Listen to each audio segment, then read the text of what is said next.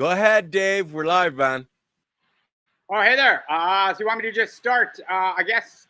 Hi, everyone. I'm Dave Dormer. I am from Cannabis. And the way I like to introduce myself is I tell people I have been a journalist for the last 25 years. I have been a stoner for the last 24.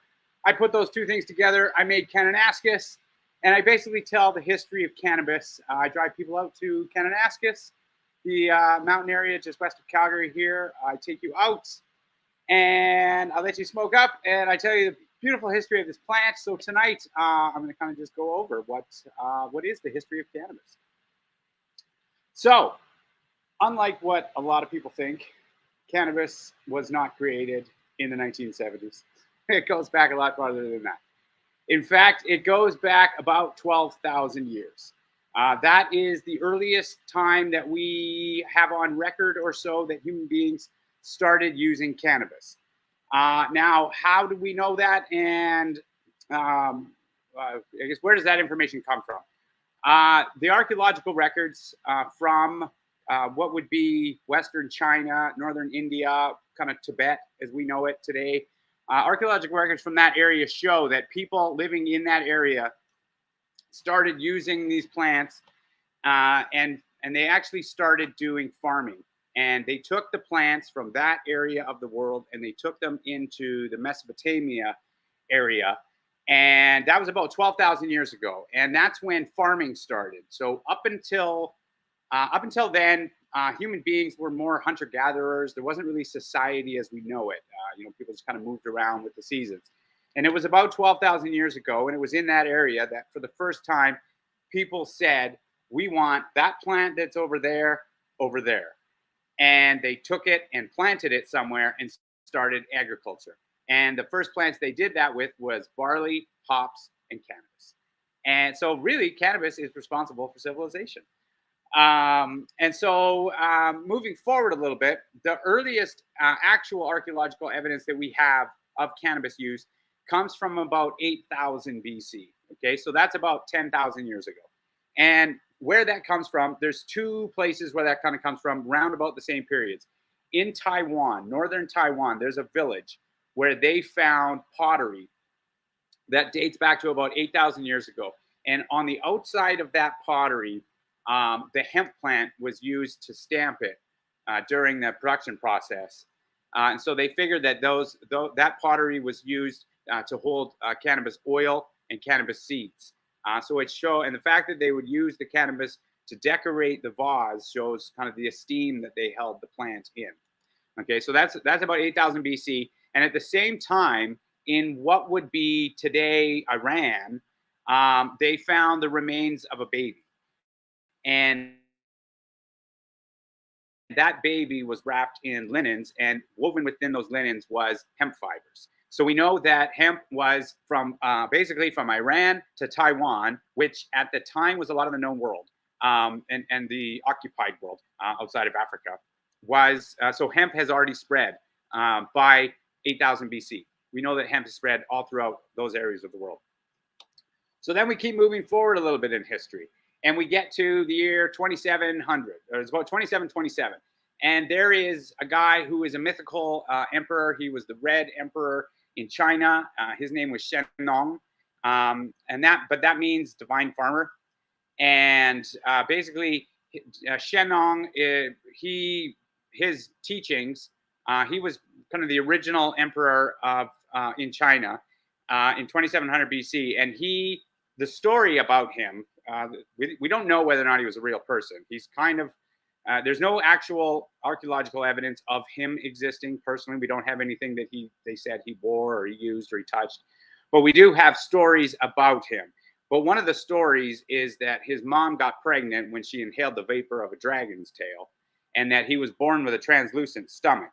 And basically, Shennong, to help people, because the people at the time were starving and they were just sort of figuring out farming, that he would eat herbs and grasses, and then he could look inside his stomach from his translucent stomachs, and he could see what the herbs were doing inside of him, and then he could tell the people whether or not they were safe to eat. And all of that information was compiled into a book called the Shennon Ben Kaojing. And that basically translates to the Divine Farmer's Book of Herbs. And I have a copy of it here. And this is it. This is obviously a modern day printing of it. And this is a picture here of what Shenong supposedly looked like.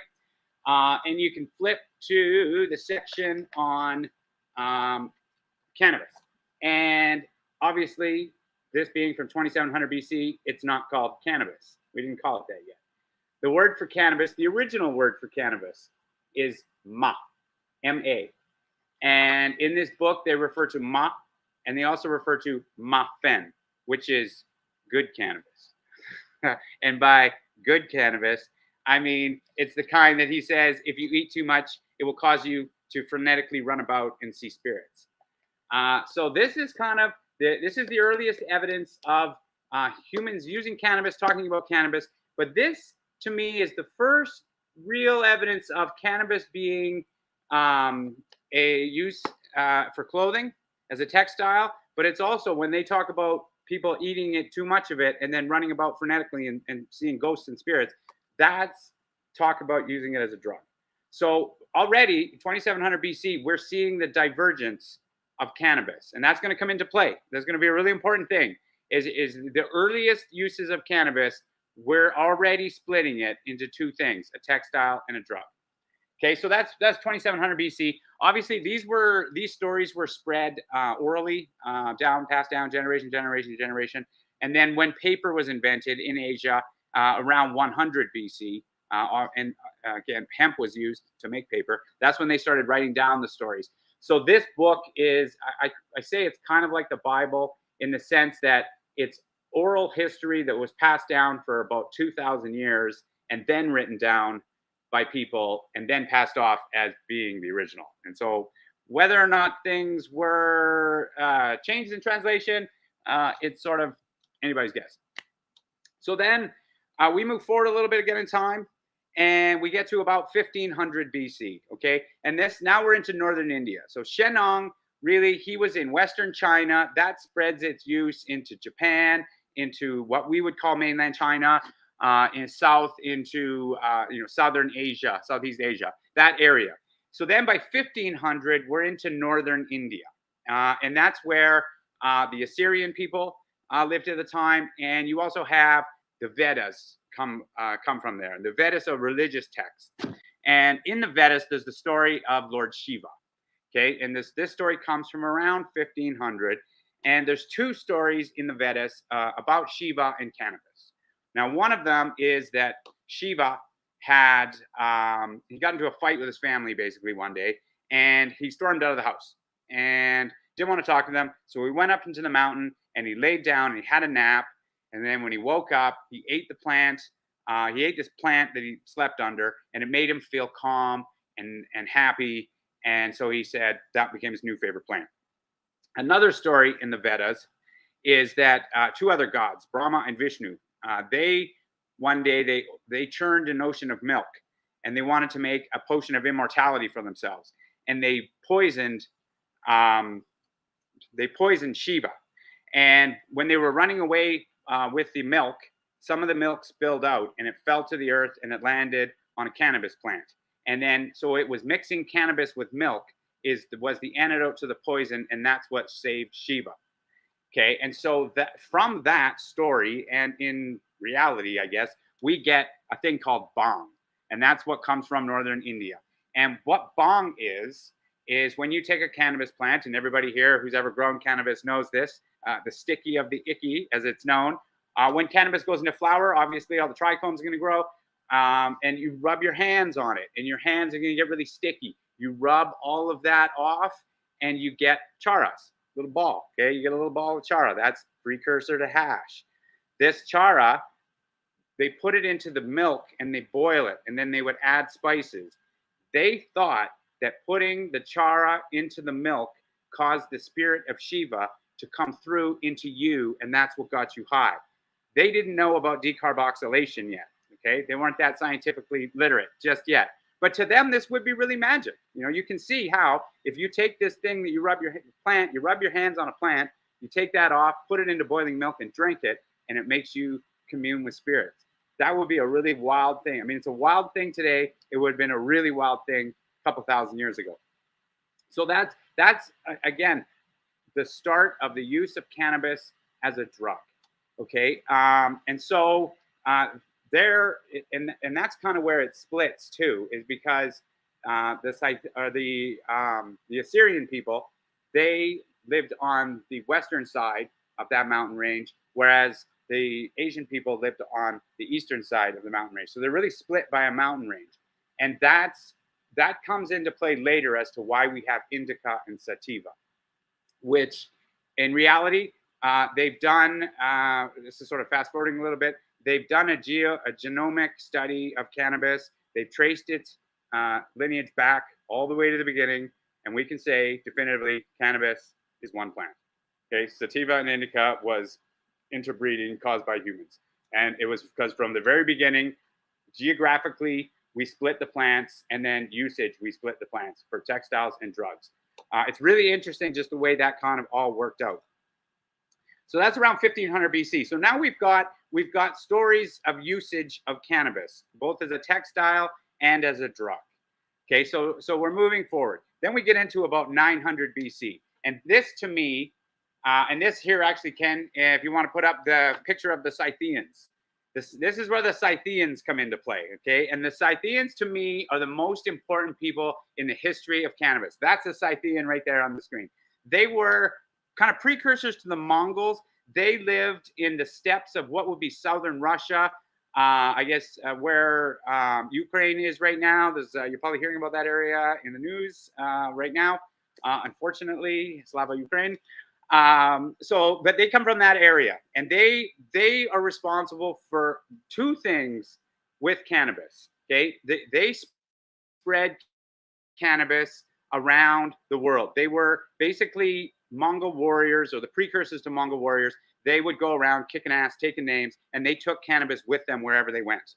Okay, and the other thing that they did was the name. Okay, if we backtrack a little bit, the Assyrian people, when they took the cannabis plant from northern India into Mesopotamia and started farming, okay, the original name for cannabis is ma. Okay, their word for it was kunub, Q-U-N-U-B. Okay, that was the Assyrian word for cannabis, was kunub, Q-U-N-U-B. The Scythian people took the Assyrian word kunub and they called it kanab. And you can see how that's probably an oral passing of the word rather than a written passing of the word. So kunub, Q-U-N-U-B, becomes kanab, K-A-N-A-B.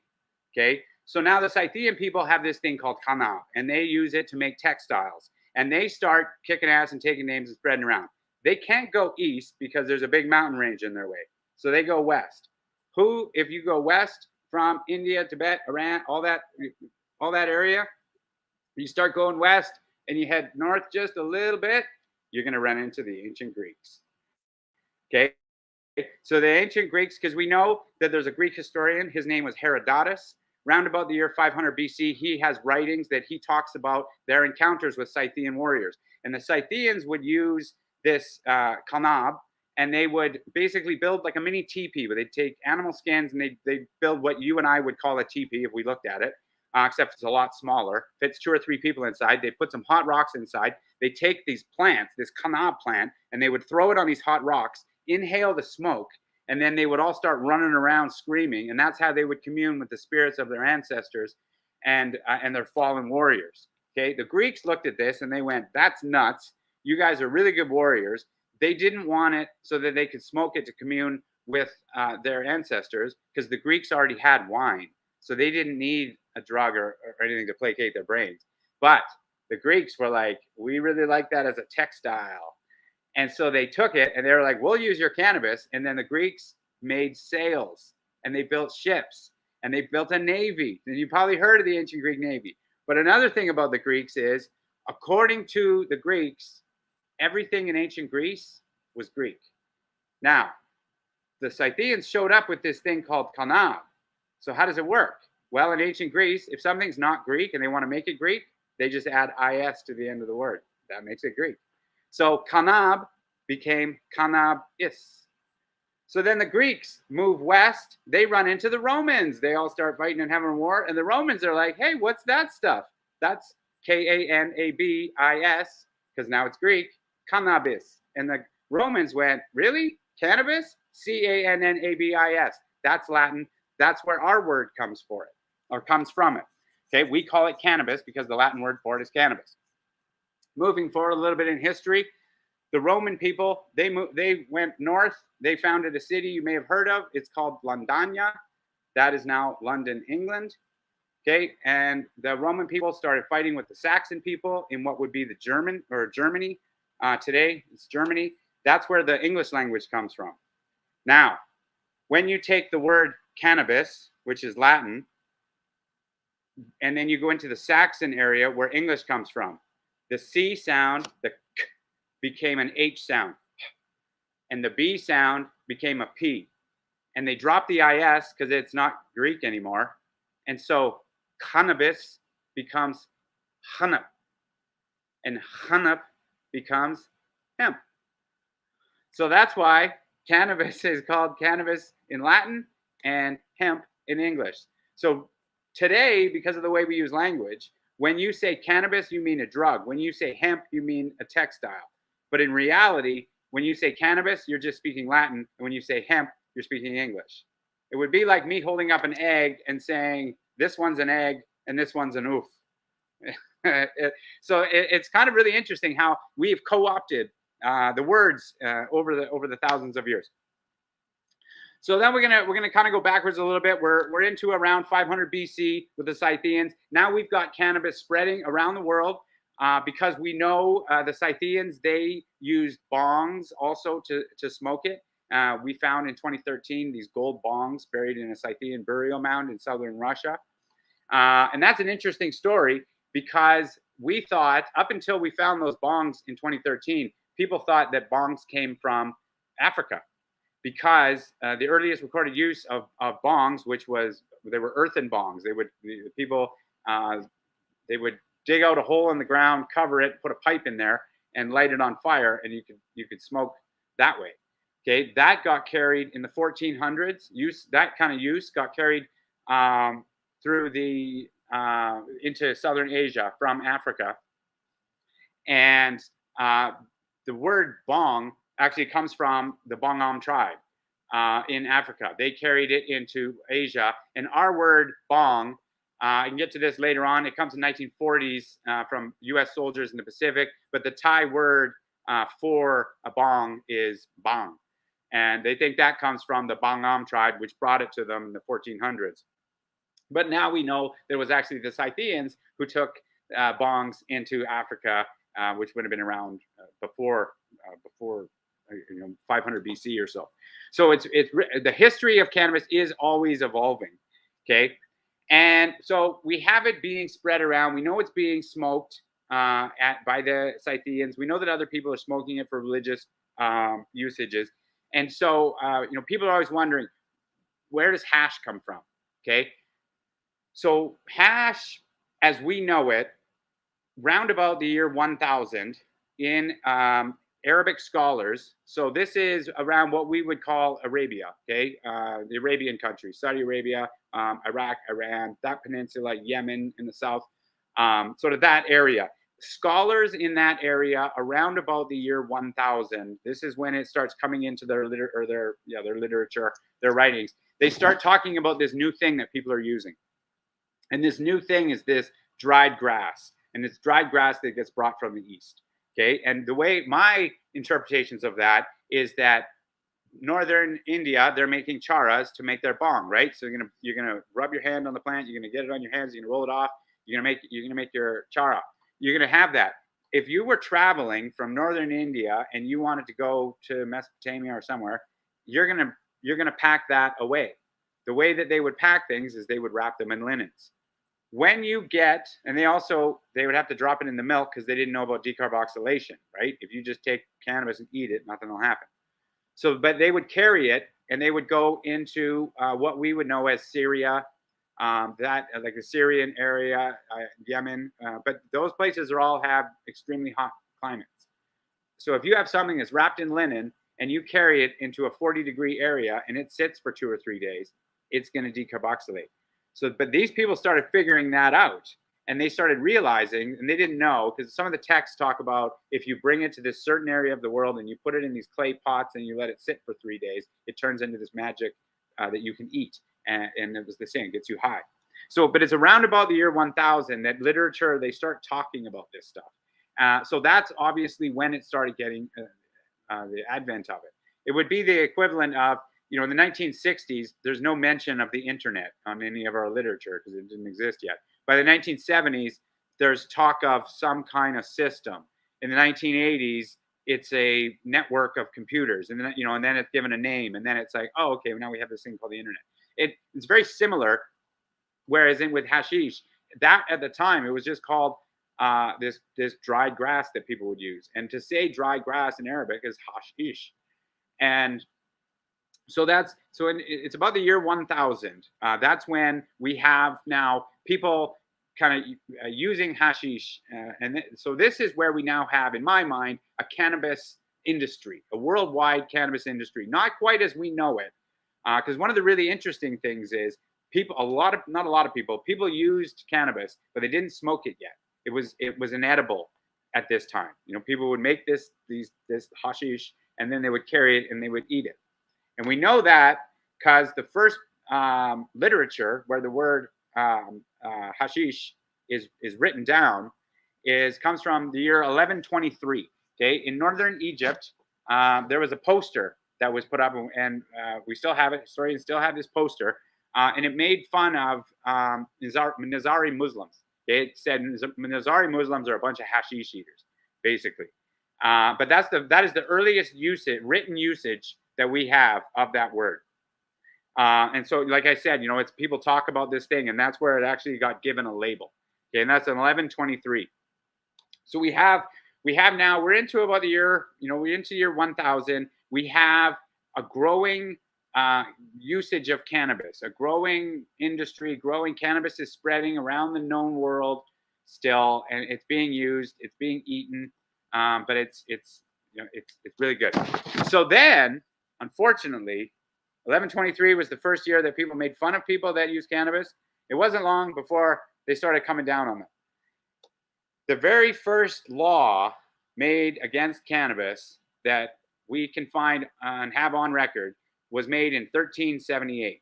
Okay, and it was a guy named Sudan Shakuni, and he was an emir in an area called Jonima. He was an emir of the Jonima in what we would call Arabia, that region, which again is Saudi Arabia, Yemen, that part of the world. 1378, he makes a law that says anybody caught eating hashish, the punishment was you would receive 80 lashes and all of your crops would be burned. Okay, and we know that because there is a lot of records of people suffering that punishment, which nobody should be punished for cannabis because there's nothing wrong with cannabis. But that also tells us the same how today's day and age, up until 2018, cannabis was illegal. That didn't stop anybody from using cannabis. Well, in 1378, they made cannabis illegal. That didn't stop people from using cannabis, which is amazing. Thank you to all the past cannabis users that kept it going and kept it going for all of us.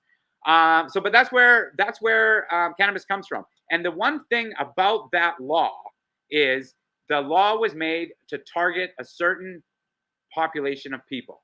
Okay, it was an emir. He didn't like the fact that some of his political opponents were supporters of these people. So rather than, you can't make being that type of person illegal, but you can make doing what those types of people do illegal. And you're going to see a theme sort of pop up as we go through the centuries and we go through cannabis laws. And every time cannabis is made illegal, it seems that the person who's making it illegal really doesn't like the people that use it. And that is their sort of reasoning. If you fast forward to the 1970s, Richard Nixon wanting to make cannabis illegal, the war on drugs, it was very similar. So you can see how history repeats itself in a lot of cases. So that's, so we're into the sort of 1300s again. We have cannabis being spread and used, but it's eaten a lot. Okay, And it isn't until we have in the 1490s, okay? 1496, I believe, was the year. Very historical event happened, and that was the discovery of the New World. Okay, and that was explorers went from Eurasia, Europe. They came over, and they found what is North America, South America. And the thing was, in Eurasia and Europe at the time, smoking really wasn't a thing. Okay, but in the 1400s, when they went to South America, North America, or South America more, tobacco was being used. It was being smoked by the people there, and so tobacco smoking gets brought back to Eurasia. And of course, as soon as people see smoking with tobacco, and they're like, "Well, that's a plant," and they smoke it, and then they go, "Well, what about this cannabis stuff? Can you smoke it?" And it was being smoked already because we obviously have bongs that were being used by the Scythian people, and we have lots of historical records of religious usage of smoking cannabis from almost all cultures have a religious elements in terms of the smoking of cannabis.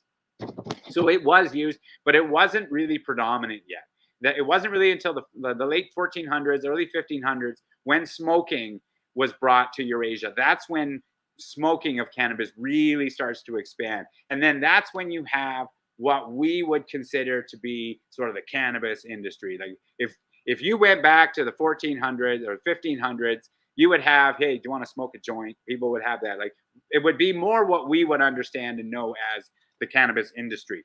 Okay. And so it starts to take off a little bit in the New World. That's when, up until now, it was like you think it's underground here. It was really underground there. And we have in the year 1548, because we know that the word cannabis comes from the Greeks, but William Turner in England, he published this book. It is called The Names of Herbs, published in 1548. And in The Names of Herbs, it is cannabis, but this is where they name it. It's the first usage of cannabis sativa.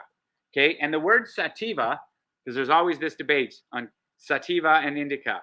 Okay, the word sativa translates to farmed or cultivated. Okay, so cannabis sativa just means cannabis that is farmed, that someone grew on purpose. Okay, and so the cannabis that was farmed was always used as this. It was always used for the textile.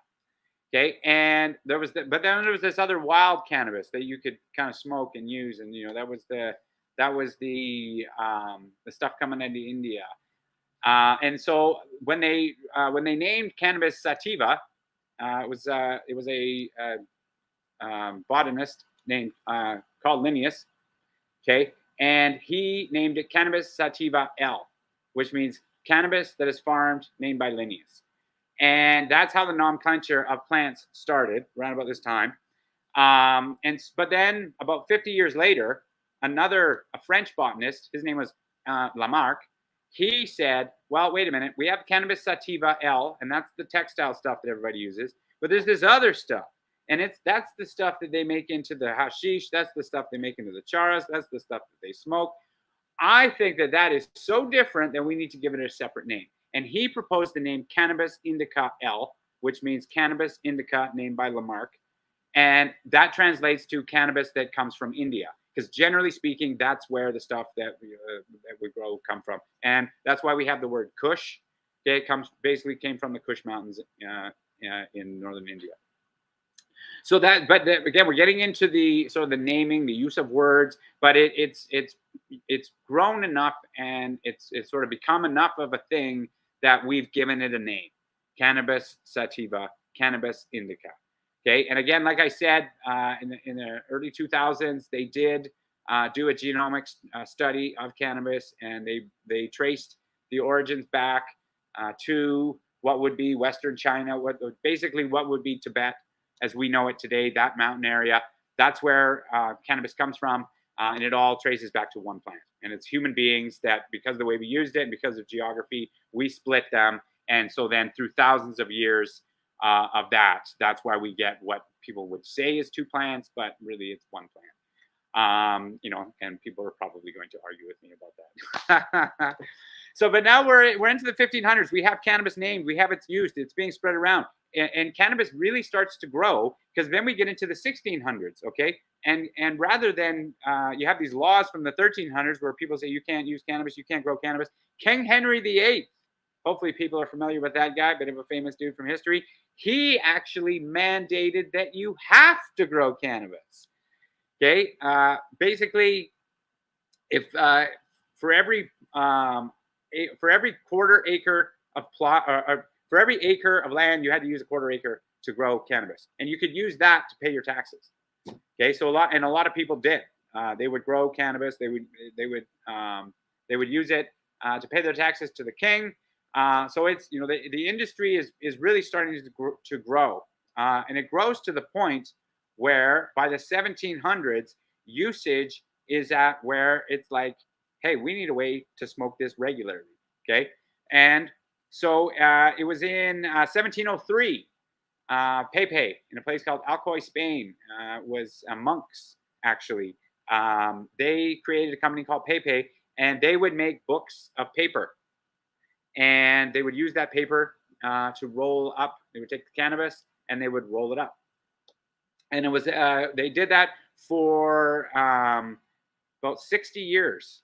They would buy paper and use paper, and then in 1764 they opened up their first press in Alcoy, Spain, by Pepe, and that press is actually now owned by Raw Papers.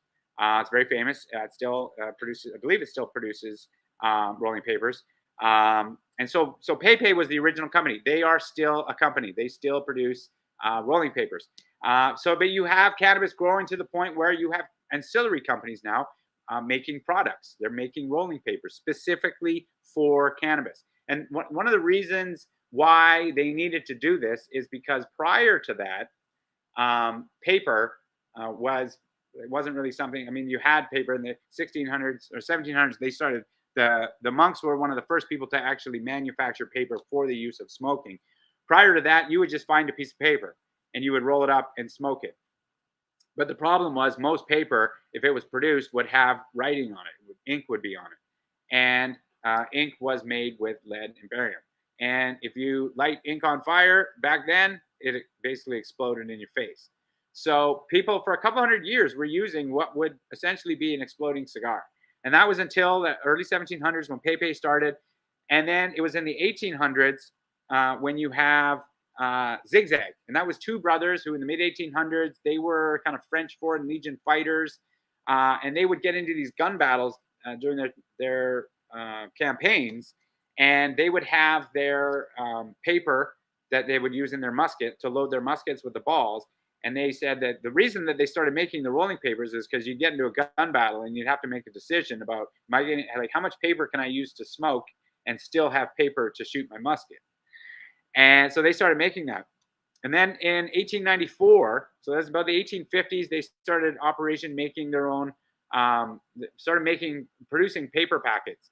And then in 1894, there was an advent where they created an interwoven design when they put them in the package so that you could pull them out one by one. And that interwoven design, they gave the name of Zigzag. So that's where that comes from. Prior to that, since the 1600s, there was another company. It was the Lacroix family. They would produce paper as well. They started producing paper in the 1600s. In the late 1700s, or the mid 1700s, they acquired their own paper mill. Late 1700s, or later on, sorry. There's this talk that Napoleon apparently hired them to produce rolling papers for his soldiers in the 1800s. But then in 1865, what happened was, up until then, hemp was used to make paper, all paper. And then there was an advent in 1865 where, and because they could use, they used rice, and rice could actually be used to make a little bit of a thinner piece of paper. And because marketing and competition, that's not new. And so back in the 1600s, 1700s, 1800s, these companies were still competing with each other. So the Lacroix family, they wanted to separate themselves from everybody else, and they had this new fandangled thing, which was the rice papers.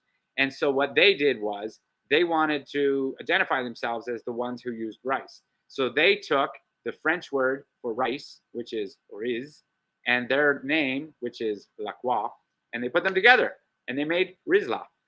And Rizla is still a company. And really, since about the 1700s, the really interesting thing is they've added flavoring. And the one real advancement was you used to have to find some stickiness or find some gum and put it on your rollie, but they added the gum strip.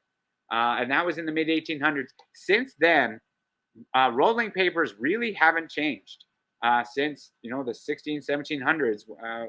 Like there really is no advancement until we got into now. Today we have the cones and all that. So you're starting to see more advancements, but really for a couple hundred years, you had very little advancement. So that's long-winded explanation. That's all kind of the ancient history of cannabis, right? That's kind of how we got, because now we're into about the 1800s. That's when Canada North America has been sort of populated now. United States is a country, by the 1800s, you have Canada, Upper and Lower Canada are starting to become a country. And as this new world is getting sort of populated, people are bringing with them this hemp. Okay, they're bringing it's because it's a very useful textile, and it's very easy to grow. And so hemp really was in sort of 1600s, 1700s. Hemp is what helped solidify the United States as not even just solidified as a country. It's what allowed the people that came here early to survive. Okay, it gave them an early industry. It gave them clothing. You could use the seeds for food. You could use it for oil. So, I mean, really, hemp is it isn't completely responsible, but it is one of the things that is responsible for helping establish the New World Order. So not only did it help establish civilization originally, it's helped establish new civilizations. What can't cannabis do? So that's kind of in the 1800s. It's as Canada starts getting established as a country. 1867, we become Canada ratifies itself, and then you get into the sort of early 1900s. Okay, and that's when drugs become a focus for our governments. Okay, and in 1908 in Canada, that's when the very first drug law was enacted in Canada. That was the Opium Act. And then from 1908 forward into the 1910s, Canada starts enacting a bunch of drug laws.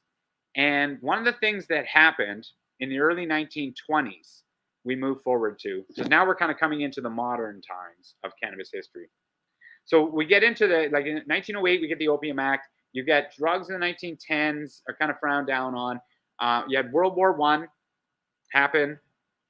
Around like late 1910s, that really sends a lot of people to Europe. You come back, you have a lot of PTSD, but it exposes people, to more of sort of worldwide things, and sort of cannabis use and drug use in general starts going up. Obviously, after World War I, you're going to get a lot of PTSD. This is just one of the things that happened, but an interesting thing also that happens around in the late 1910s, there's a couple of things that happen politically that are going to shape Canada's drug laws. Okay, now one of them was a guy named William Lyon Mackenzie King, and he became our prime minister.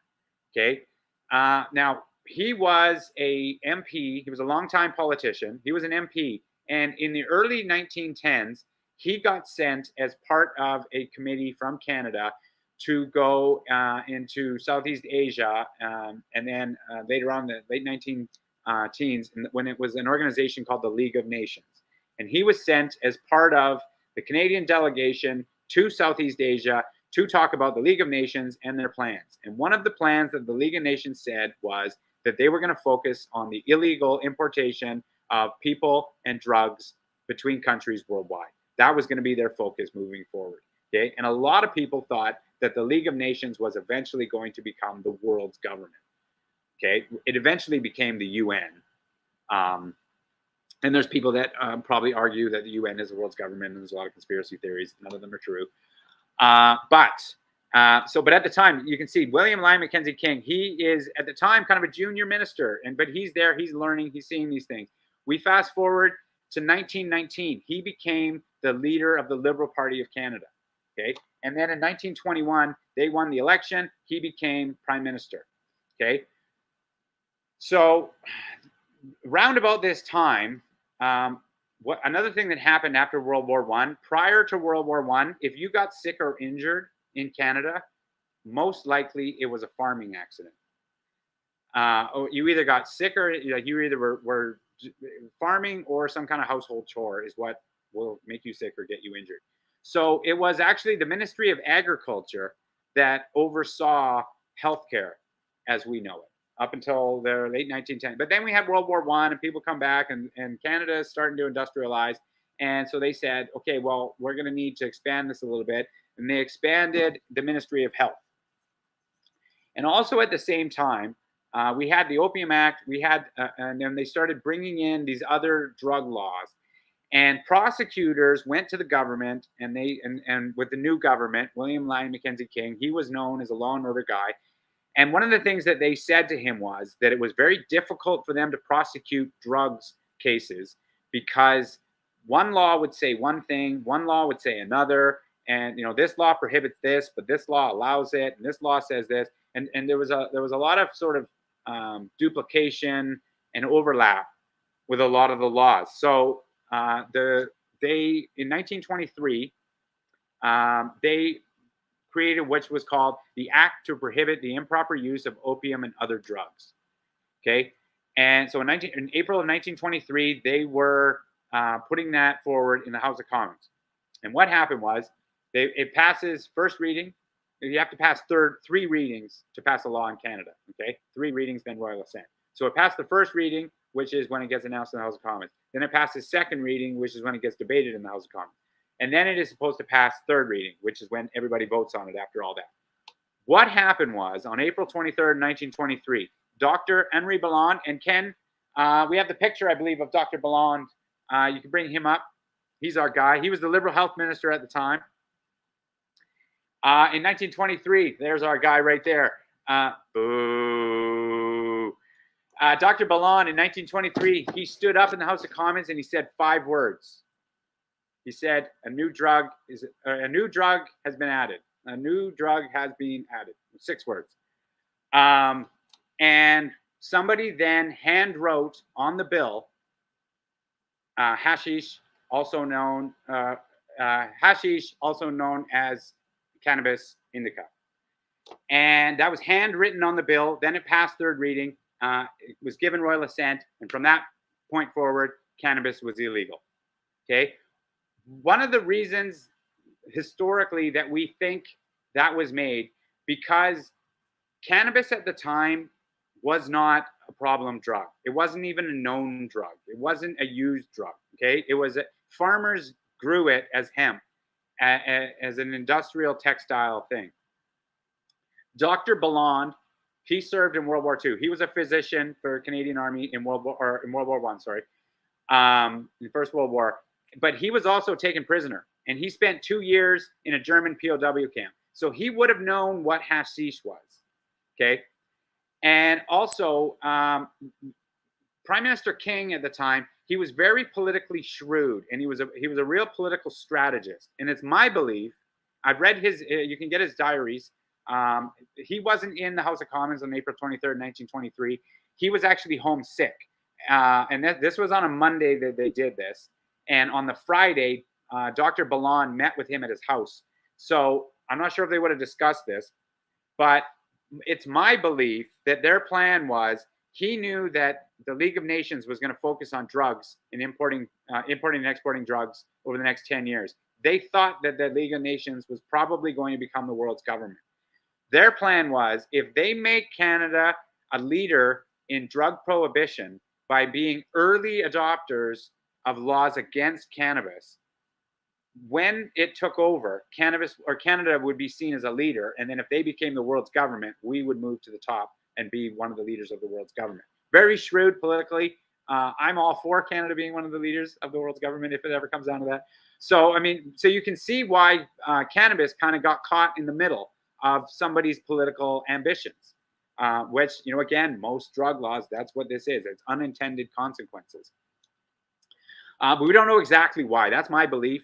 You know, so it's kind of lost to history exactly why it got added like that, but it did get added like that. An interesting story is Canada actually forgot, because this happened in 1923, and then nothing happened after that.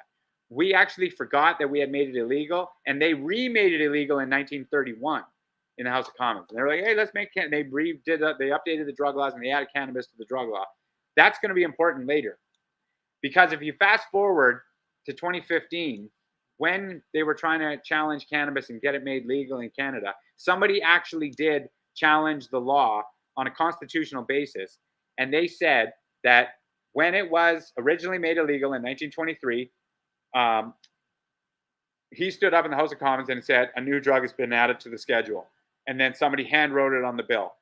That's not how you pass laws in Canada. A law has to be announced in the House of Commons. It has to be given fulsome debate. And then it has to be given first and second and third reading. And then it has to be given royal assent. The cannabis portion of that law, none of that happened. It was added after second reading. So in 2015, the Senate, Canadian Senate, actually did an investigation, and they found that yes, cannabis was made illegally, but they were going to leave it in because it was remade illegal in 1931, and that was done legally. So it was actually legally made. Okay, but we're in the late 1920s, early 1930s here, and cannabis is not known, but it is used. Okay. And one of the reasons that it is used is, I believe, do you have, Ken, there's the one news story there about Sam Berman getting arrested. And this one comes from 1931. It was June 24th, 1931. This is a CP style or CP story. It's give Negro 6 months, convicted of having marijuana, weed, cigarettes in his possession, violation of the Narcotics Act. Sam Berman, a Negro cabaret entertainer, was given 6 months in jail by Victor Cousin. Two other entertainers. So that is the earliest record that I can find of a Canadian being put in jail. So Sam Berman is a man that should be celebrated by all of us. He is a hero in my books. He was the first Canadian that I can find that was punished with a jail sentence for possession of cannabis, which is wrong. No one should be in jail for cannabis.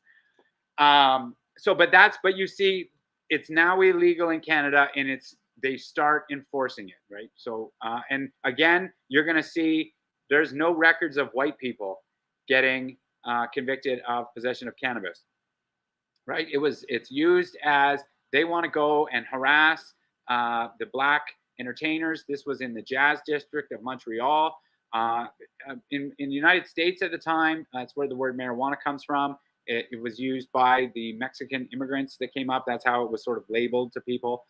That's where the word marijuana comes from. In Canada, there wasn't a lot of Latin immigration, people coming from the South. So there was a lot of black people were targeted, absolutely were targeted for cannabis use. And so a lot of the early laws, at least the administration of the laws, were absolutely racist against black people. And Sam Berman is the earliest example of that, in my mind. But then you kind of go forward in the 1930s, and you get to 1937. And in October of 1937, this is where the United States, they implement the Marijuana Tax Act. And that is what makes cannabis illegal in the United States. And one of the things, though, that happened at the time is the U.S. government said to Canada, you need to start enforcing your law too. And so it's after that happens that you get Canadian authorities. It's really interesting. If you go through the RCMP records, they get told, hey, you guys got to start enforcing these laws. But the problem was they didn't know what cannabis was. I mean, they knew what hemp was. And this is sort of one of the earliest sort of things where they absolutely knew what hemp was, but they weren't sure what this cannabis stuff was. And so it happened in Winnipeg. The RCMP actually commandeered 2 empty lots in Winnipeg in the early 1930s, and they grew a bunch of cannabis and they sent it to all the, not all of them, but they sent it to a bunch of the detachments across the country so that the officers could see cannabis and they could see what this drug was that they were looking for. And a lot of them were like, that's hemp. That's the stuff that the farmers grow. So, you know, it actually took a little bit for Canadians not to get convinced, but, you know, they didn't understand that it was two things. They thought it was like hemp was just a normal thing. But you got in 1937, Canadian authorities get told to start enforcing, and they do. And in December of 1937, I believe you have the picture of the ferry, the LaSalle ferry that used to run from, no, that guy's later. That's Bill DeBosy. But that's the LaSalle ferry. So the one on the right, that's the actual, that's a postcard picture of the, that ferry ran from Windsor to Detroit. And on December of, I believe it was December 4th, 1937, was a guy named George Charbonneau. He was 21 years old at the time, and he lived in Windsor area. And he got arrested getting off of that LaSalle ferry. There was RCMP officers were waiting for him. And it actually made national news. I have this here. You can see this was in CP, copied the next day. Largest seizure of marijuana made in Windsor. And you can see this national news, the largest ever. And it says, in the largest seizure of the drug ever made here. So biggest seizure in Canadian history. And people will probably think, wow, how much was that? What did he have on him? 21-year-old George Charbonneau, he had enough for 200 cannabis cigarettes, which was about 5 ounces. It was loose. It was ground up in 2 coffee cans, which is like this. Basically, he had 2 of these. These aren't the actual coffee cans. These are about what he would have had at the time. He had these in his coat pockets. And this was national news, largest seizure ever in the history of the country. So cannabis is used, but you can see it's not that big of an industry, right? It's still pretty underground, but it is used. It is used by people. Because one of the interesting things that I think, again, it's sort of putting my journalist hat on, because I found this. It took me years. You guys probably aren't going to see that. This is a census document from 1921. This is a 1921 Canadian census document. And you will find on it, right down here, is the Charbonneau family. And the children that are listed, there is one 5-year-old named George. And if you add that up, when he gets to 21 years old, it's 1937. So this is George. He's 5 years old. You can see the street that he lived on, which is not that far away from where the ferry docked. But what to me was a really interesting fact, and this is putting sort of research together, George's dad is listed as a house painter. Okay. And I have here, this took me about a year to get. This is the handwritten court record from George's trial. But it says the really interesting thing here, he's white, he's a laborer, he's 21 years old, he's a Roman Catholic, He has an elementary school education. And he's a laborer. He works in the trades. His dad growing up was a house painter. It's my belief that George grew up in that world. His dad's a house painter. He grows up on job sites, working around. He becomes a teenager. He starts working on job sites. Maybe he smokes a little bit of pot on the side. Going to different job sites, he knows a lot of different workers.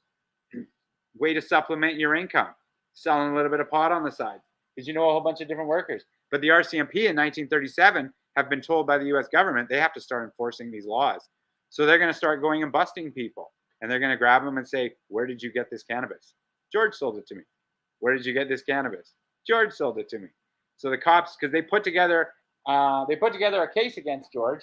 And one of the ways that we know that is this here document. This is more to me what's impressive about this document. You can see here how thick that is. That's a good centimeter. This is the summary of illicit transactions and seizures, a report to the Secretary of the League of Nations. This is from January 1st to March 31st, 1938. This is every single seizure of cannabis worldwide made from January to March 1938. How thick do you think this book would be if we did today every single cannabis arrest and detention from January to March? It would be a little bit thicker than that. But in this write-up, they have the story of one Mr. Charbonneau, and it talks about how he was under investigation by the RCMP. So it's my belief that that's likely what happened. I mean, that sort of makes sense that would be a way for them to find him. But we have George. You know, he's got his 5 ounces in his pockets, and you know he came. This was a Saturday that he got arrested on, so he probably had a day off. He would have gone from Ontario to Windsor, to Michigan. Sorry, from Windsor to Michigan, because another interesting fact in the 1930s, 1920s, 1940s, up until really the 1950s. Today, if I say to you in the United States, where do they grow weed? You would tell me California, Washington, and Colorado in that order. Okay. In the 1930s, it was Michigan. Michigan was the California of the world. They grew all the cannabis. It was the hub. And so that's where they started. That's what they started targeting George. But at the same time, about 2 weeks later, George, because George, you can see here, he was arrested on December 3rd. He pled guilty. He elected for a speedy trial January 5th, 1938. So it was only a few weeks later. He's pled guilty. George was sentenced to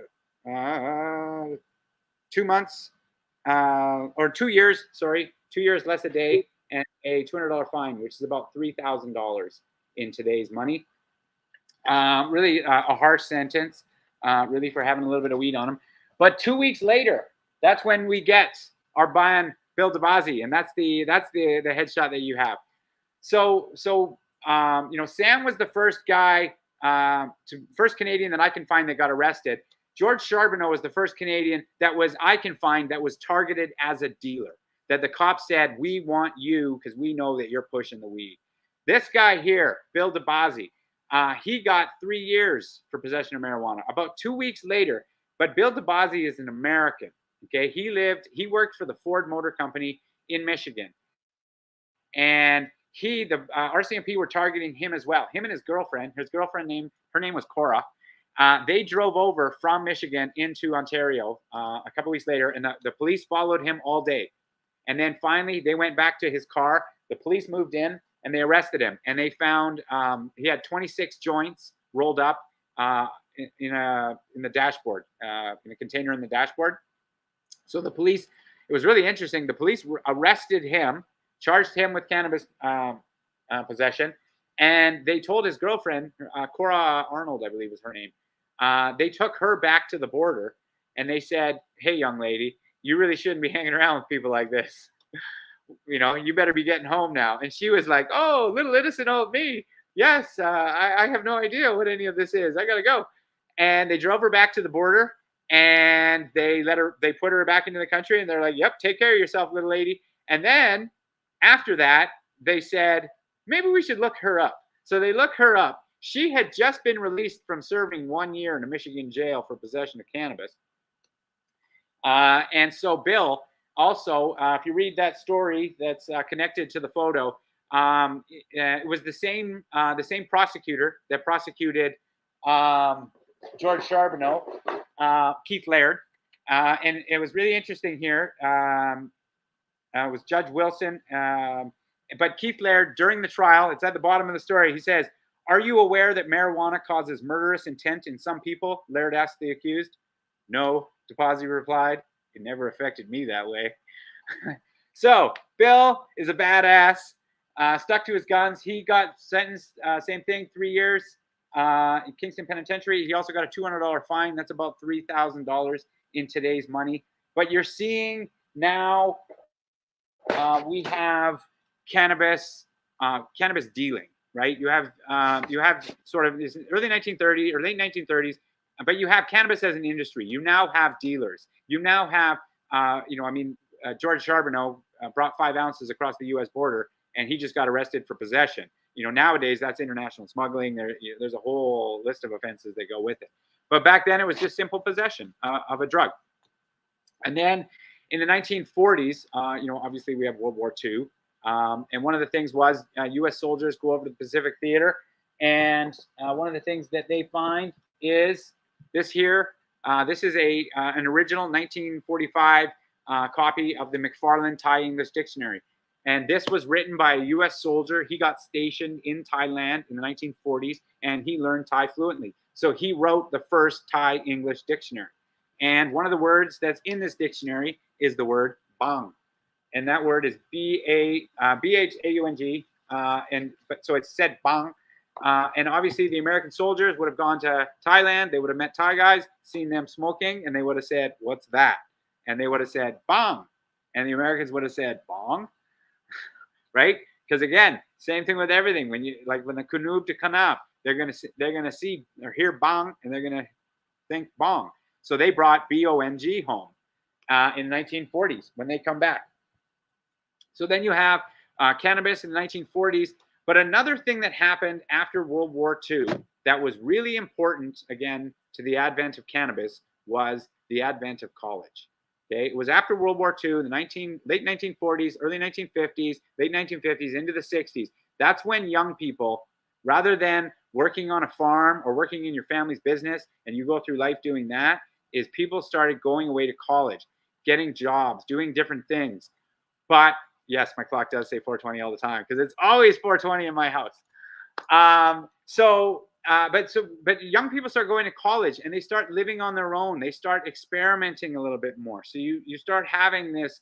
This is where cannabis culture really starts taking its roots. Okay, in the 1940s, 1950s, 1960s, and it to the point where in 1964 the Canadian government actually said we need to study what this cannabis thing is. Like enough young people are using it. It's become ubiquitous enough in society. We need to know more about it. So they started what was called the Ladane Commission. Okay, it was a retired judge named Ladane. He was hired to go and investigate cannabis, find out what the heck it's all about, and report back to the federal government. 1970s, he reports back to the federal government. And you look it up. If you want, look up Ladane, D-A-I-N, Ladane Commission Report on Cannabis. The only thing that it found was that cannabis is a benign drug that affects people in a mild way. And other than that, it doesn't really do a lot. If you want to tax it, tax the shit out of it. Otherwise, leave it alone. That was what the Ladane Commission reported on. The government went, that doesn't fit our narrative, and shelved it. Okay. And so then it just didn't go anywhere. And then you have the 1970s start, and you have the mid-1970s, U.S. President Richard Nixon. He gets himself into a bit of a quagmire with the Vietnam War. There's a lot of talk of war crimes. There is the My Lai massacre. There is Cambodia, which is, there's a lot of talk of whether or not the United States committed war crimes during these times. He was also suffering a lot of heat at home. You have the Watergate scandal. You've got other scandals in America. And one of the things that he did to try and take the heat off, you're going to see a replication of, oh, I have a group of people that I don't like that I want to target politically. I can't make being them illegal, but I can make what they do illegal. And a lot of people that were against Nixon were people that were on what he perceived as the left: students, minorities, and immigrants. Okay. And so one of the common themes throughout those groups of people is the use of cannabis. So in the mid-1970s, Nixon starts the war on drugs. Okay. And the war on drugs did nothing in my mind except proliferate the use of drugs throughout North America. Okay. Because up until then, in the mid-1970s, you have cannabis use, but it's rather underground. It's still rather benign. It's not really an industry like we know it. Okay. And one of the really cool things, though, that happened is you get the counterculture. You're in the 1960s, into the 1970s. Counterculture is a really big thing there. And so, kudos to all the people. I was born in the 1970s, so I can't really say that I was part of this at all, but kudos to the people that were. The counterculture pioneers, the people that said, F you to the man, and weren't going to be part of that. They kept it going. And one of the things that Nixon did was, after the Vietnam War, and he started this war on drugs, is they have, especially in California, because that's where a lot of the bases are. Okay, a lot of the Army bases are with the Air Force as well, and that's what's going to become important, is these people are all returning from Vietnam. So you have a lot of soldiers, and you don't have a lot for them to do, but you have a new war, and that's the war on drugs. And so they started what was called camp. and that was the Campaign Against Marijuana Production. Okay, so you have this new thing that was started in the 1970s. I believe it was the 50s, 60s that really started. The 1970s is where this new advent of warfare was started, and that was the use of helicopters. Okay, helicopters is what changed the war in Vietnam. That was the first time that we had them and that we had really used them. And when they came home, they kept using them, but they kept using them in their war against cannabis farmers. And so in California, in the late 1970s, you have Campaign Against Marijuana Production, helicopters flying over top of these fields trying to get these people. Well, how do you get away from a helicopter flying over your field? You take your field underground.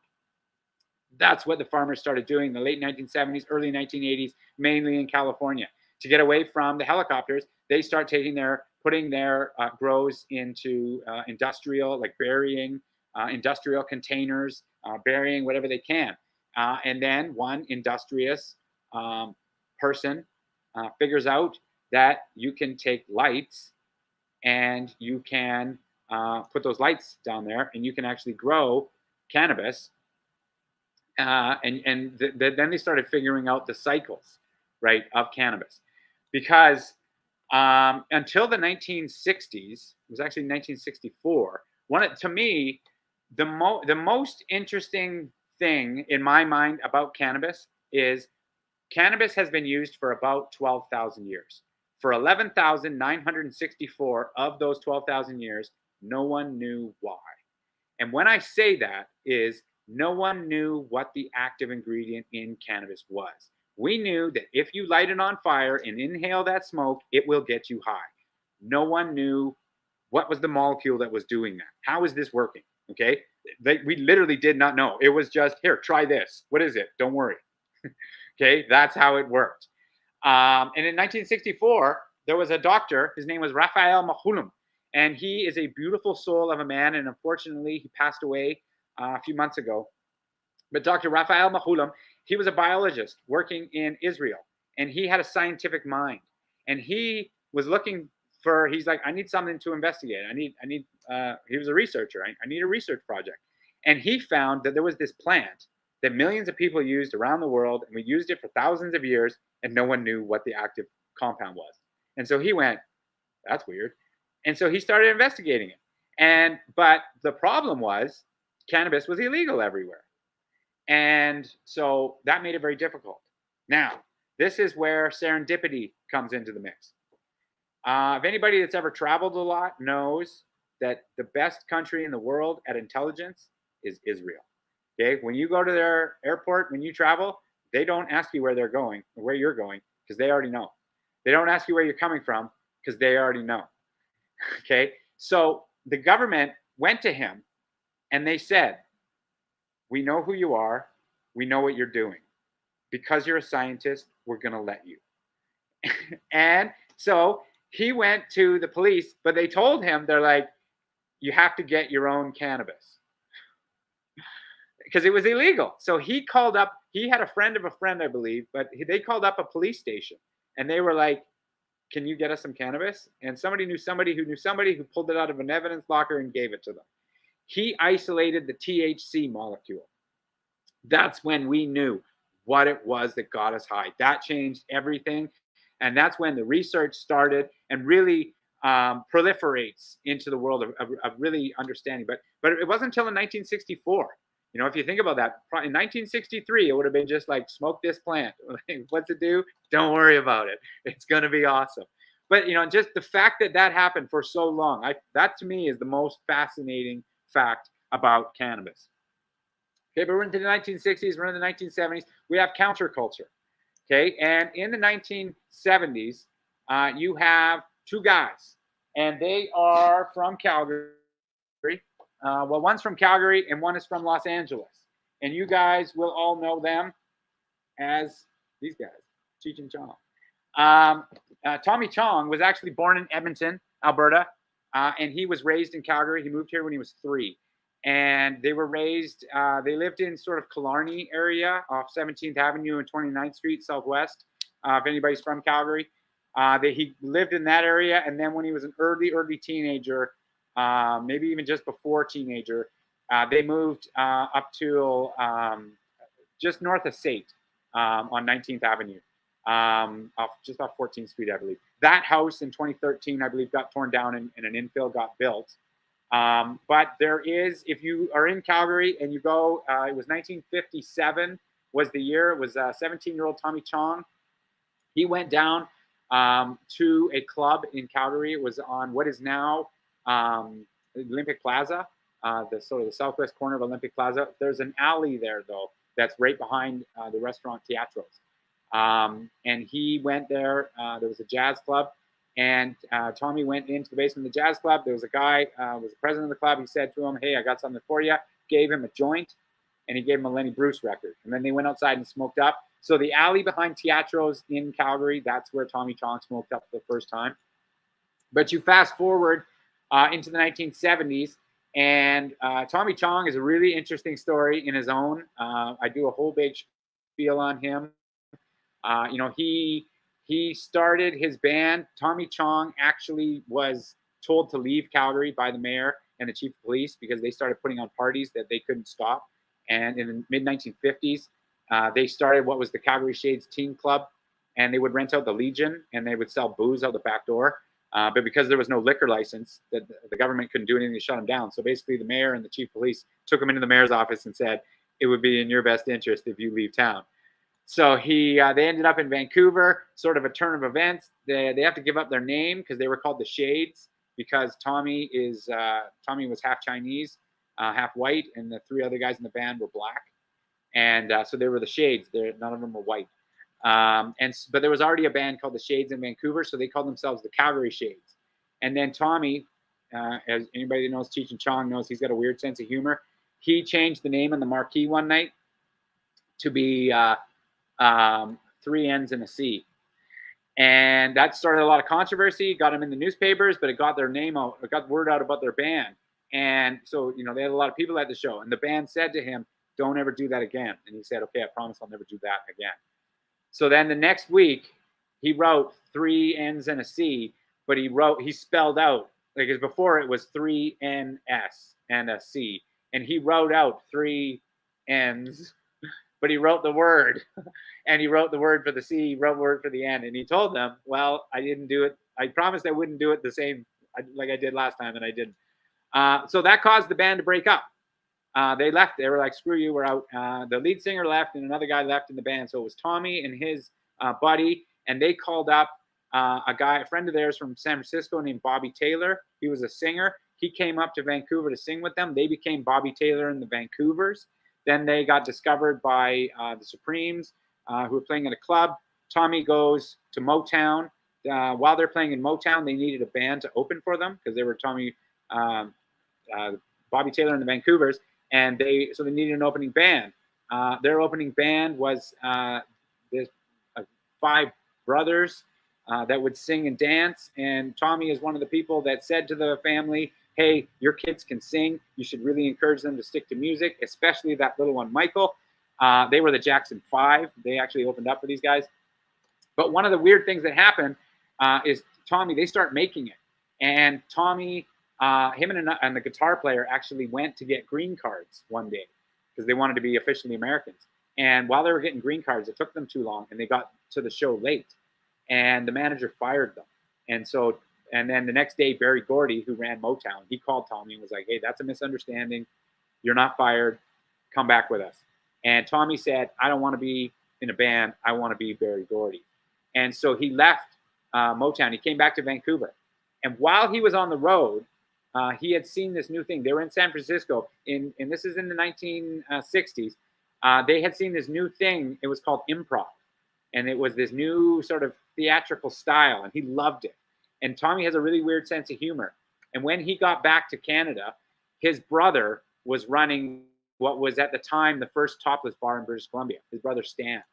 They were running the first topless bar in BC. So Tommy comes home. He has a weird sense of humor. And he sees that, and he goes, "You know what would be awesome? If we did improv." Or he said, if people came to see topless girls, but they got improv instead. And so they started doing improv show. The girls would come out topless, but they would do improv instead of strip. And Tommy thought this was hilarious. So then in the late 1960s, him and Stan are doing this. And then one day, he's sitting outside having a cigarette in the alley, and there's a guy delivering carpets to the business next door. And this guy is like a really fast-talking Mexican dude. And so Tommy starts talking to him, and this guy thinks he's hilarious. One of the things, his name was Richard Marin. Okay, and he used to live in near Calgary, just outside Calgary, just west of here, in K Country, actually, where we go for the tours. It's a place called Bragg Creek. And when the Vietnam War was going on, Cheech Marin skipped the draft and came to Canada. He ended up in Vancouver, he ended up in Cranbrook, and then he ended up in Bragg Creek.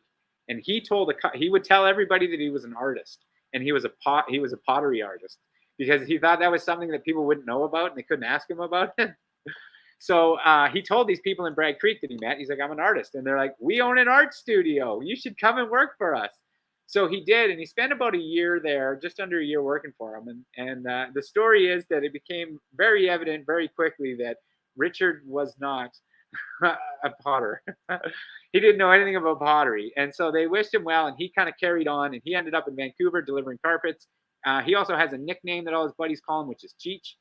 And so he's delivering carpets one day, and he meets this guy, Tommy, who's running. And Tommy sees that he's a really fast-talking, funny guy, and he says, hey, how much did they pay you to deliver carpets? And Cheech told him, and Tommy said, I'll give you $50 more a week if you come be in my improv. And so they started doing improv shows together. And one of the things was, there was a guy, I believe his name is Dave Sullivan. And again, Tommy has a really weird sense of humor. Dave Sullivan was the director of their improv shows. And the first time that Cheech went on stage, and that's where this is coming from. The very first time that Cheech went on stage, the improv was going to be, Cheech is going to knock on the door, Tommy's going to open the door and start the scene.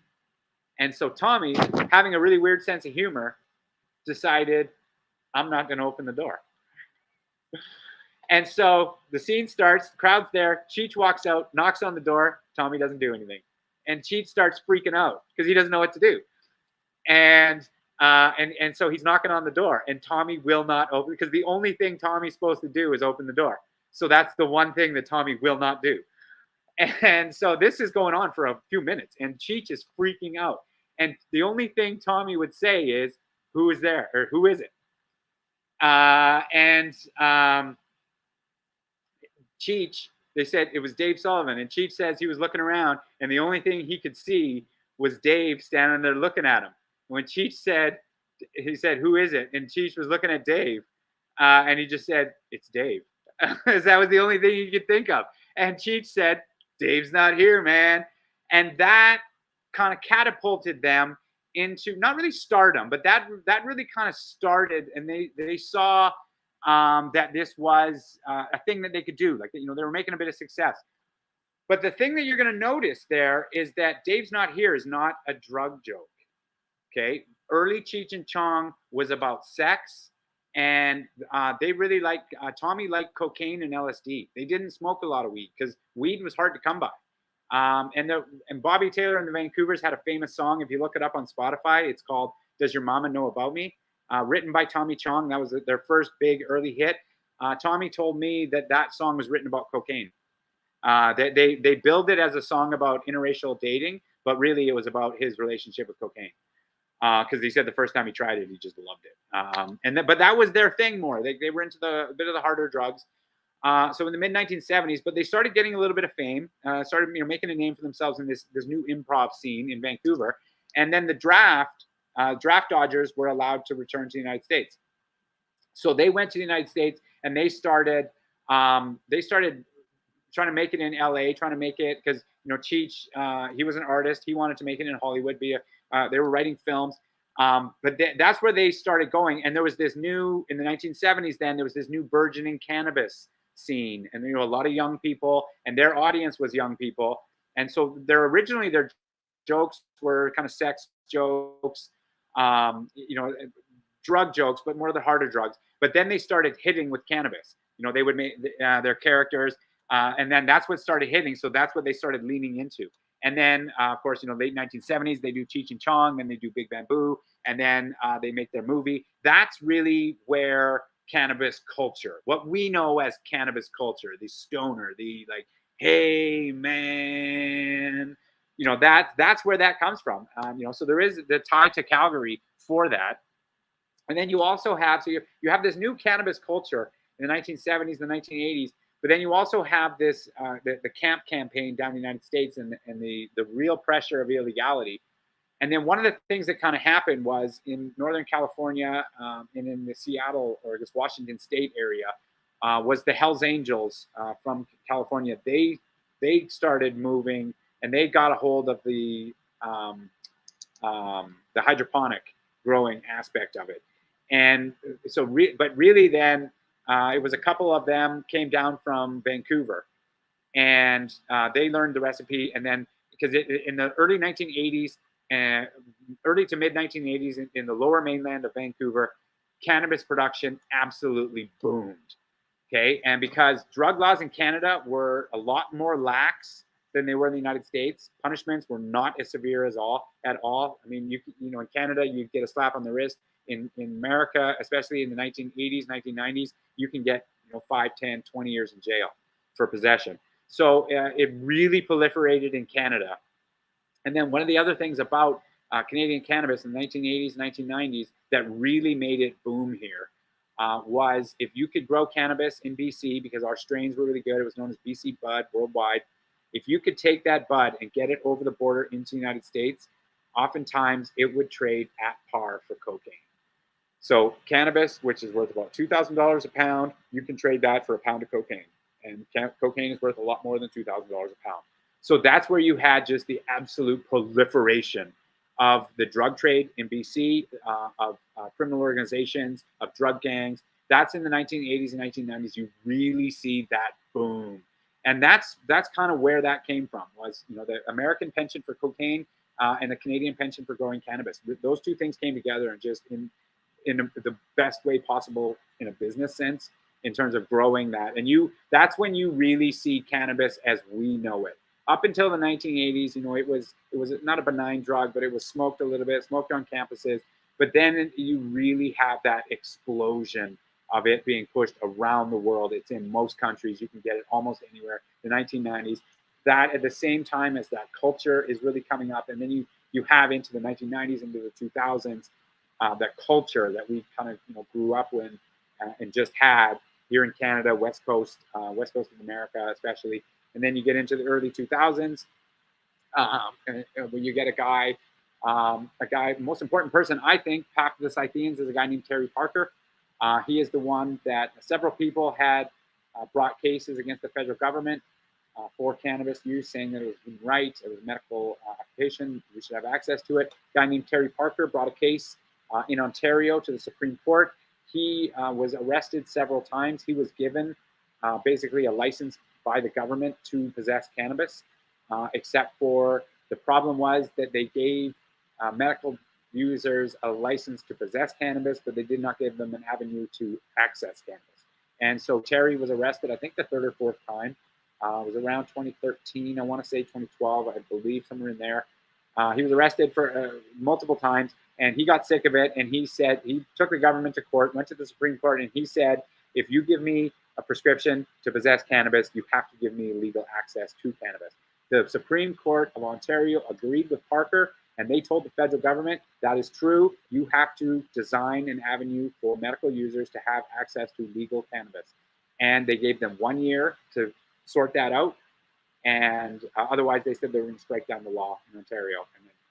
And so the federal government, within 1 year, that's when we have the first access to cannabis laws, and then that sort of goes accelerate 2015, then you have 2017, they passed the law in Canada, and it's once again legal. But all of that to say, cannabis is legal in Canada, but it is legal to possess. It is still not legal to consume in most communities in the country.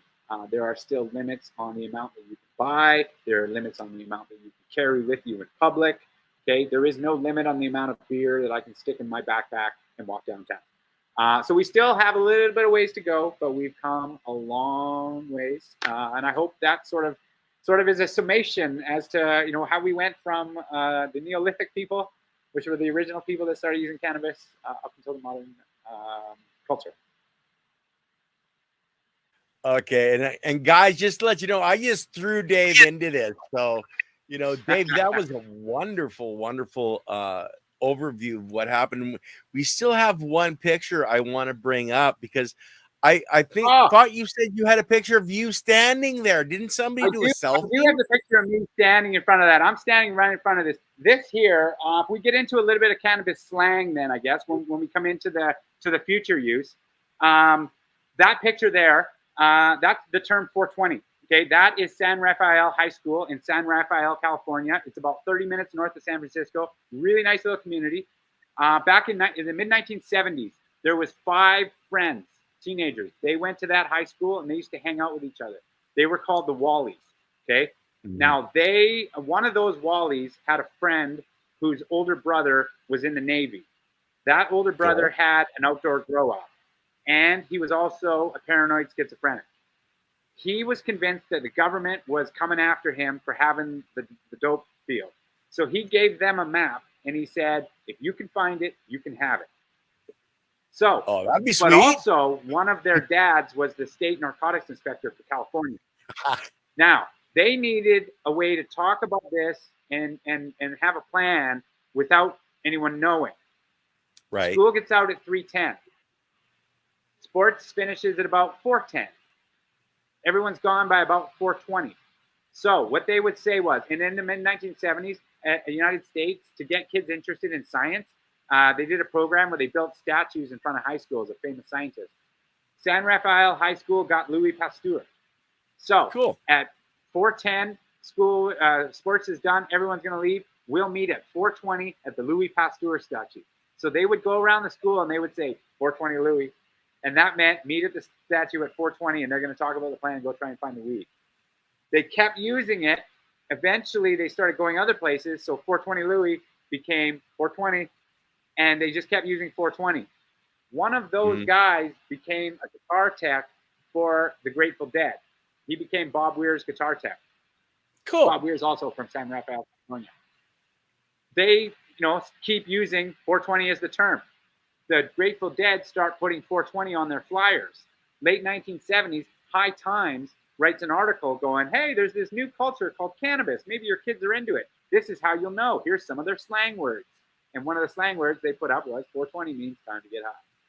And so that then spreads it ubiquitously throughout North America or throughout the culture. Because that's how cannabis slang always gets spread through culture, is that it's used by the people and then it'll get picked up in the media. The same thing in the 1938 in the New Yorker magazine, there was an article called Tea for a Viper. And that headline was because tea was a way, and people didn't smoke it a lot. They didn't like it, but they also didn't like eating it. So you would take cannabis, put it in boiling water and boil it, you make tea. And so cannabis was known as tea on the East Coast. But most people liked it on tea, but also some people smoked it. Those people went, and when you do that, you sound like a viper hissing.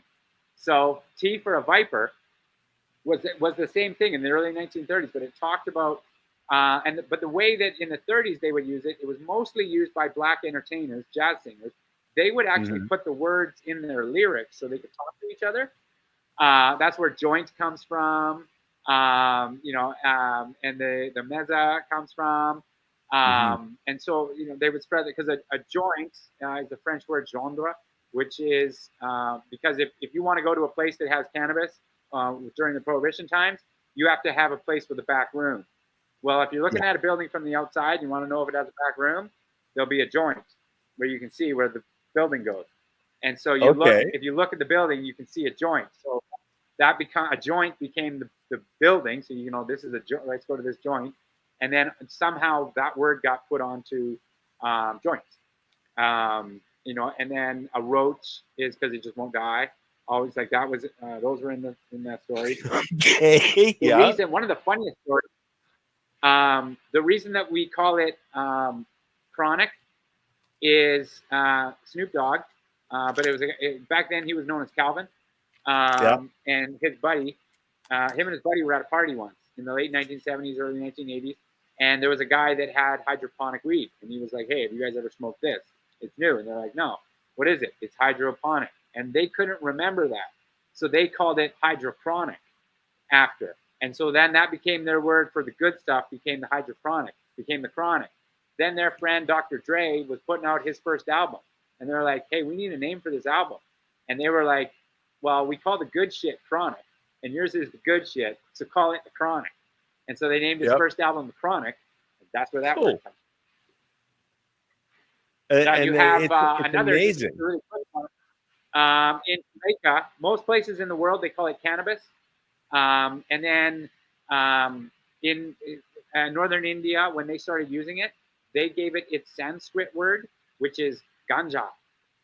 So we have the word cannabis, which is most of the world, but then you have India, the Indian subcontinent, they speak Sanskrit, they call it ganja.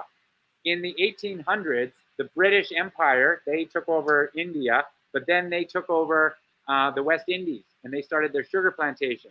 Well, they brought indentured workers from India. They brought with them their ganja. And that's why when you go to Jamaica and most of the West Indies countries, they don't call it cannabis. They call it ganja. Okay, I think we just lost Dave, or I'm stuttering. One of the two. And I guess we'll wait for Dave to come back. Or else I'm talking over him right now and I just don't know it. Which is a possibility. So how about let chat tell me? Did I freeze or did Dave freeze?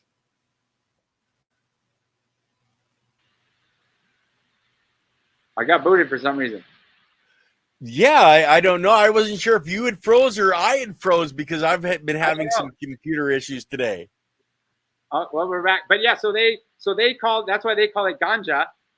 Right. And they also you smoke a spliff, right? And that is because in Jamaica, a rolling paper is called a split.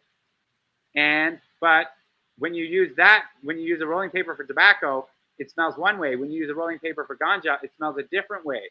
And so you get a whiff. And so you have a split and you get a whiff, you smoke a split. So that's where that word comes from. It's amazing. Like, and there's so many words that we use on a daily basis. We have no idea. And it's like to have this information, Dave, that was wonderful. Like I know a lot of people were going like, wow, man.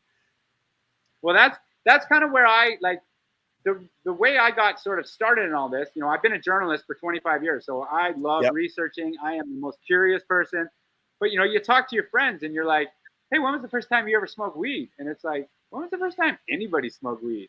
And it's like, you can figure that out. Like you can start working backwards, you know, and it takes a long time. And it's taken me 20 years of just, I wonder what this is. I wonder what that is. And you start really, you know, you like the story of cannabis, how the name came. And when you see that line and you're kind of like, oh, and when I made the tour, I really my goal was I want that light bulb moment for every single person at one point during the tour. I want them to be like, that makes so much sense. I've never thought of, oh my God, like, okay, yes. You know, and usually it comes when you explain the cannabis and how we went from cannabis to hemp, and it's actually the same word. You know, but that it's just things like that is like, oh wow, and I do things like that, you know, and I'll see things like Dr. Mahula, and it's like the first guy to isolate the THC molecules in 1964. How's that possible? Like that doesn't. Yeah, I thought it was a lot further back than that, actually. Yeah, but it's like you look it up, you're like, oh my God, he was the first guy to isolate THC, and then you're like, you know, well, who was the first person to make hash? Well, start looking at Arabic text, like you can see when they start talking about it. You know, it would be the same as the history of the internet. Like you can go back and see, well, who was the first person to start talking about it? Well, here's a question for you. What's the history of pot? The word pot. Pot. The word pot is from the Spanish word. It's from Mexico. The word is potagaya, and potagaya is a wine drink that you infuse with cannabis. And they would drink it, and then you get that potagaya, and then you get pot. Cool. We actually had 3 questions, Dave. So let's take a look at those. We have the site here just outside Six Nations where they've dated 100,000 years. Where is So that? Where's Six Nations? Southern I mean, Ontario, it's I very believe. likely. Okay, Yeah. it's very likely that because I mean, cannabis use, as soon as people became like, cannabis is one of the things that made us civilization. That's what helped us. Yeah. You know, like people, you could take cannabis, you could take it, and the very first thing they did was they braided it into cord. Well, once you braid it Yeah. into cord, you have rope. Once you have rope, you can make build like. So it's very likely that, you know, our known history, or my known history, is 12,000 years. It's Yeah. likely that it goes back farther than that, and I'm always open to new evidence. Well, there you go. It's super. You're gonna just have to reach out to Dave. You had some other things I think you wanted to talk to him about for stuff. So I'm gonna bring up your cannabisgrowing.com where people can reach out to you, and your, I'm sure, Instagram, Yeah, Twitter. and that's it. Instagram, Twitter, Blue Sky, Threads. I mean, there's 4,000 of them now. I'm on all of them. Cannabis. We're doing the infused art markets now. I'm working with 5 Point Cannabis here in Calgary. But the really great thing, like I'm doing the tours, but it's the cannabis industry is really starting to grow. Next weekend, up in central Alberta, we have Camp Canna. Wonderful I'm ladies gonna are be putting there. that I on. get to speak on Sunday. Yes. So if you guys, if anybody's watching this, if you have not heard of Camp Canna yet, look it up. Camp Canna, Central Alberta. Go there. It is an amazing time. I've got my tours. Susan DePej is she's traveling across Canada. She's the master's level researcher on cannabis tourism. So we've got a lot of really cool things that's starting to happen. Most events that you go to now, like All Stampede, Chinook Cannabis is doing like a lot of the cannabis room, or not rooms, but cannabis consumption at events. So it's an exciting time in cannabis. It's 12,000 years old, but it's like we're just getting started. Well, everybody is starting to hear about it. It's not just little select groups in these countries. It's a worldwide phenomenon that's really taking over. But let's go back to another question, David. Actually, David is asking, hashish used as incest for religious purposes?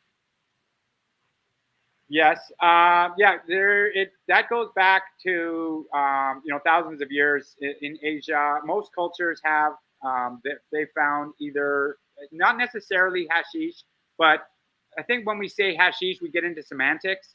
What counts as hashish, what counts as cannabis, what counts as achara. But it's just that they found religious sites with cairns with burned oil that has cannabinoids in it. So it was being burned for incense in religious ceremonies. We don't know exactly how and why, but we do know that cannabinoids are there. Cool. And it's, I mean, and the fact that we use them to commune with each other, we know that people think that they commune with the spirit world. So it only makes sense that probably as soon the first person to do it, it was like, oh yeah, people have been doing it ever since. But yeah, absolutely, it's been used in ceremonies. You did mention, they were burning it in the small little huts and, getting out and dancing wildly around. It has been known there's been an effect for a couple of days. Yeah. Yeah. And it's just different ways. Like there's different methods of consumption, Yeah. And we want to give kudos to Diggity Dank for noticing the clock saying 4:20 behind you on the wall. I know when I put the comment up, you made a comment too. Yeah. Well, and that's the best thing about it, Dave. This is the only place you're allowed to do it. Well, yeah, exactly. Legally allowed because you're taking your sovereignty. You're in your sovereign space, and we can all create those spaces in a lot of different ways. But let's go back to your art festival. Are you having one this fall? I was planning on doing that, but then I got married on July 22nd, and we did the first one in June. And then my now wife said, I've been very patient with you, and you're not allowed to plan anything else until after the wedding. And then that just pushed it back a little bit. So we are doing them. We're going to do a series of them in the spring. We're gonna have food trucks. We're gonna have because it was a success. The one we did, we had a number of painters come out. We had a bunch of artists. It was a really great day. So that just showed me that there is a market. Like people want to come and smoke weed and make art. So we're absolutely going to do them again in the spring. And I'm talking to the city because like that was a one-off that I did, and so the city okayed it. But for me to do a series of them, it starts getting weird with the rules. And one of the reasons I'm doing all this is to get weird with the rules because there aren't rules yet. There aren't parameters to operate. Like, it isn't. Well, you can't break a rule that doesn't exist. But from a city perspective, if there's no rule, there can't be an event. So we're making the rule, like, we're doing it, and that's my goal with all of this is to have a parameter where cannabis is a legal product. People should be allowed to use it if they're an adult, if you want to use it. If I go to a concert, I should be allowed. If I have a choice of beer, I should be allowed to smoke weed. I don't think there's anything wrong with cannabis. I think that it is a helpful product. I don't see it as negative in any way. I think it can negatively affect people, but that is a personal thing. I don't see cannabis as harmful in any way. So there's nothing wrong with it. And I ever since the first time I tried it, I've said I'm going to advocate for this thing for the rest of my life. But that's what we're trying to do with these events, and so it's beautiful to see now we have the Camp Canas as well. And the more, so I advocate to people, if you want to have events, do events. And if you're putting on events, ask for cannabis at the events. Ask them, where's your cannabis consumption area? And just, because that's the only way we're going to move it forward is the same way we always have. It's like making it illegal didn't stop anybody. No, and it's not going to stop anybody. It's like we have Camp Compost coming up. They're actually coming on tomorrow on the show to talk about what they're doing. It's a regenerative camp, but it's growing cannabis. That's the whole idea behind it. I was just at the Unicorn Cup this past weekend. Some phenomenal artists there, Dave. My God, it was like, wow. I'll have to connect you with some of the people that I met there. But for sure, it's the more cannabis and art is an intersection. Yeah, the more events like this that we have where it's about community and caring and sharing, I think the more we're going to start writing the laws and just going, okay, here's the amendment you need to put in, and then they don't have to do any work. They just have to go, oh, okay, there you go. Thank you. Yeah. They don't want to work. Allow, like, there has to allow commercial, there has to be an allowance for commercial use. Like I actually don't disagree. If they don't want people smoking cannabis in public, okay. But you still need to allow a commercial use in public. Like you have to allow me to operate. Because I'm also all for, like, I don't think kids should sit and watch you smoke weed. Like, maybe if it's your family, but so it's a weird gray area. But we need to be allowed to use that. Well, I think we at least should have, consumption lounges and places like that we can go and enjoy with our friends. I think that's a minimum that we have to create. And the only way to do that is through, advocacy and teaching the people it's not your brain frying on drugs, like, we have to move away from the owners. Great. Like it's coming slowly. It's been 5 years. Like, to me, that's a bit too slow, but it is. I think there's going to be. I'm waiting for the first province to announce their framework. I think BC. It's going to be BC or Ontario first. BC's already done all the public engagement on it. They've done their white paper on it. They should be announcing something soon. Hopefully, one would think. Ontario, same thing. Because Vegas is having lounges now. California has lounges. Colorado has lounges. They just the Times did a piece on how Colorado is now expanding to allow consumption on moving vehicles during tours. Like you can smoke on the bus now there. So cool. That will obviously come here one day. So yeah, I mean, I look at it like a person. Like, when you're a little kid, you feel like you're small forever, but like you will eventually get to be an adult. So it's just, it's just doing it in the right way and have like, and I think that the cannabis industry does do a very, I think the cannabis industry itself is a lot more responsible than the government is in terms of building responsibly, but we are, we'll get there. Oh, well, we can all hope that the whole world gets there, and the sooner the better, because I think if we all put the peace pipe up and have a big hoot, everybody's just going to chill out, and the world's going to, it isn't going to melt, okay? It's not going to blow up or anything like that, but everybody might shake hands and give everybody a hug. Yeah, that would be great. Yeah.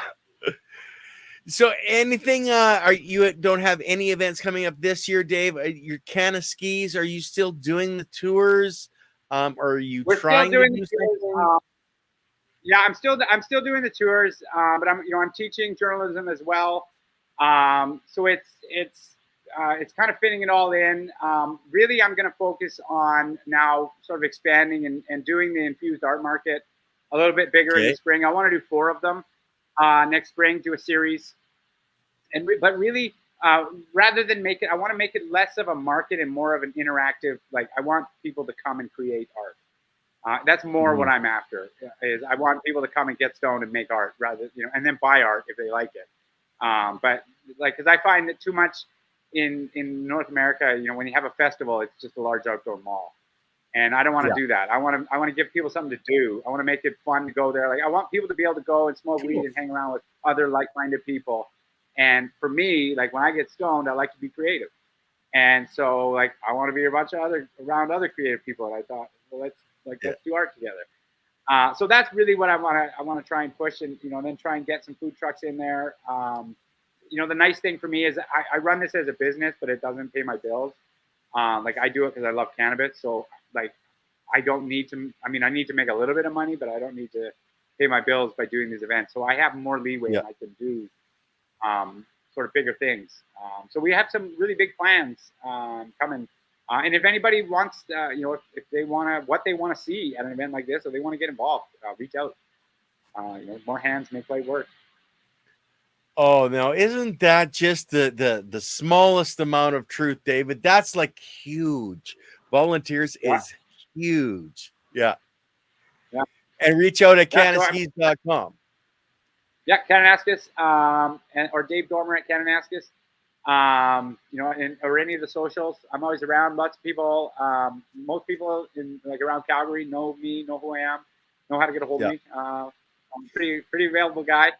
So yeah, I mean, like I'm just trying to, like, I just want to make cool stuff for people to do with cannabis, and if we can move it forward, like, let's do that. Well, I think the events is the way to do it, and especially if you have a knowledge content at an event, you're bringing out another group of people to interact that also enjoy cannabis. And the more people and the nice, like you look at most cannabis events are left cleaner than when the people first originally arrived at the event in the park, because they're picking up or cleaning. It's amazing. Yeah, we did it after our art market. I sent my city guys a photo of the space, and there was not a single, there wasn't even a piece of paper on the ground of the entire, and it's 100 feet by 100 feet. And so I was proud of that. Oh, and you should be. And I think our whole community should be proud of that. Yeah, we just got to keep it up always. But anyway, should we end it here, Dave? I'll do a couple of announcements and then we'll cut it. That's great. Okay, well then. Thanks for listening to this long. Thank you. I hope you enjoyed it. And the history. And if people, like, if you have other bits of history that you know about, like, and you want to reach out, let me know, because I'm always interested in history and story. Well, and the more that you read and the access to those documents, if you can produce documents, especially, we're trying to find history, not just rewrite it. We need the documents though to see, right? The proof is in the pudding, as they say. Yeah. So, guys, on the channel tomorrow, as I was mentioning, we have Organic Alexa, Chandler, and their partner. And he's going to shoot me because I can't remember his name off the top of my head. Then, of course, we have Andy Lopez, myself on Gardens the Untold Story. And we have Luna, and I have my boss. Just hold on. Yes, boss. Super Nessa made an offer. Give me a spot. I'm holding a healing ceremony. I'll go old school. Okay. Okay. At the events. Well, you got to come to Calgary to come to the event, because that's where you've got it, right? Is in Calgary. But anyway, Thursday we have the Sun and the Moon with the Queen of the Sun growing, Alex and Luna Whitcomb. So you guys are gonna want to check out the science that matters there. And I can't. Again, I'm sorry, guys. I didn't write down who their guest is. That I only found out today. But he's a farmer, cannabis farmer and grower from the U.S., all organic, of course. And then, of course, next Monday, we're back with the OG's Power Hour and Leighton and the Soil Matters with Av Singh. So we've got Smiley's Garden on next week for you guys that were coming back from FCP. He's going to join us and get us up to date on what he's been doing. Anyway, guys, peace out, and we will see you tomorrow night.